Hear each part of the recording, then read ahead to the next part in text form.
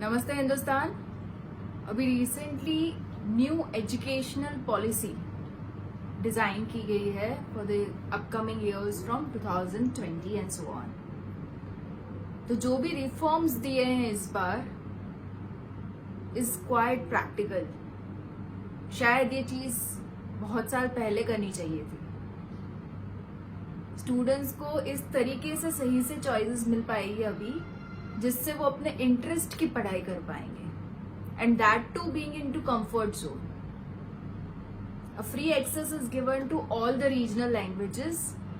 जो भी अपनी मदर टंग है उसमें आप अपनी पढ़ाई कर सकते हो।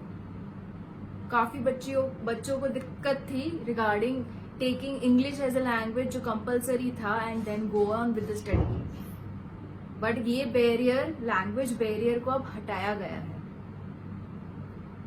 Even into graduation, it's not compulsory to have complete 4 years of study. You can have an easy exit बीच में। अगर आप पहले के years complete करते हो, you will get a diploma certificate. पूरा complete करते हो, you will get a degree certificate. Okay? बीच में से अगर आप exit ले रहे हो तो जितने साल आपने पढ़ा उसका worth है। Apart from that interdisciplinary choices मिल पाएगी आपको। अलग अलग डिसिप्लिन के सब्जेक्ट्स आप पढ़ पाओगे। Earlier it was only about science, commerce and arts. No more like this.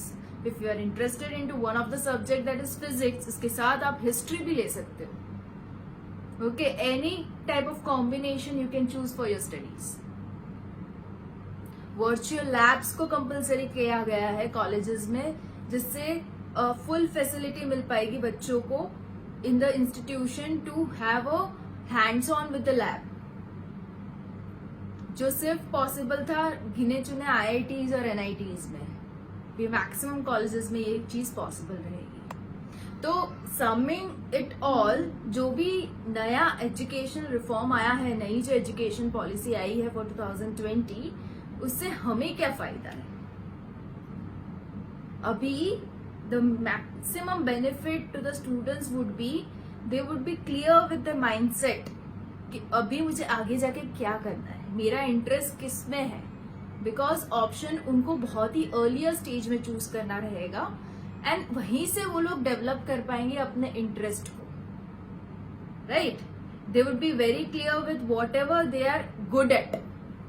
उनकी कैपेबिलिटीज किस में है वो पहले ही एज में उनका क्लियर हो जाएगा। जब ये चीज माइंड में क्लियर रहती है into youth, the young generation, जो हमारा फ्यूचर रहेगा to hold this nation, to make this nation powerful, वो कौन करते हैं? The young generation. अगर उन्हीं का mindset at an early age clear रहेगा तो आप सोच सकते हो नेशन का प्रोग्रेस किस डायरेक्शन में ऊपर जा सकता है। सो it was really very great to listen to such a new education policy that is जो 10+2 था 5+3+3+4 हो चुका है। Right?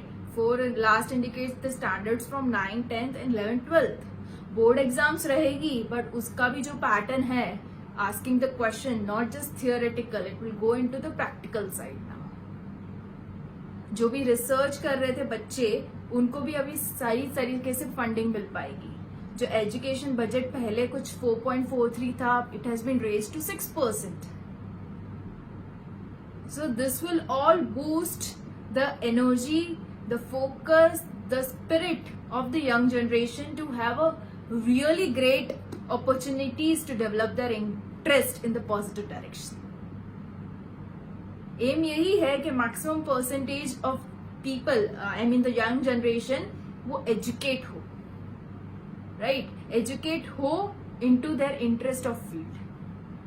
Hope the aim of the new education policy is achieved successfully very soon and जो भी रिफॉर्म्स दिए गए हैं वो जल्दी से इम्प्लीमेंट हो। So I am wishing all the best to the upcoming generations and the students in the school right now.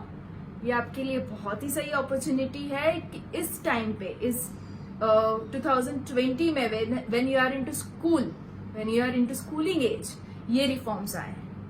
तो take it as a really lucky chance for you all guys and wish you very best.